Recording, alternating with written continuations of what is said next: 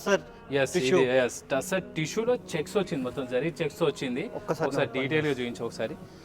ఇది చూడండి madam, cut work border కానివ్వండి, ఈ ఐరావతం ఈ ఐరావతం చూసారు ఎంత గ్రాండ్గా కనిపిస్తుందో. దీని ఏంటంటే వర్క్ లో ఫినిషింగ్ చూడండి ఎంత నీట్గా ఉంది. ఆర్ మధ్యలో స్మాల్ చెక్స్ టిష్యూ బేస్ లో చాలా మన వింటేజ్ స్టైల్లో ఉంది. బట్ కట్టుకుంటే దాంట్లో ఫాలింగ్ గా అట్లా అనిపిస్తుంది. చెక్స్ అన్నా కానీ హార్డ్ గా అనేది ఏమి ఉండదు మేడం గారు.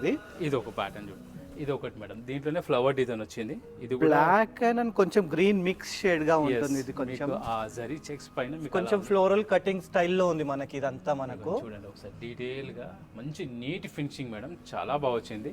దీంట్లోనే ఒకటి పెటెడ్ పాయింట్ మీకు తెలిసింది కదా. ఒక్కసారి బ్లౌజ్ చూపిస్తాను ఎంత బాగా వచ్చిందో దీంట్లో బ్లౌజ్ కూడా.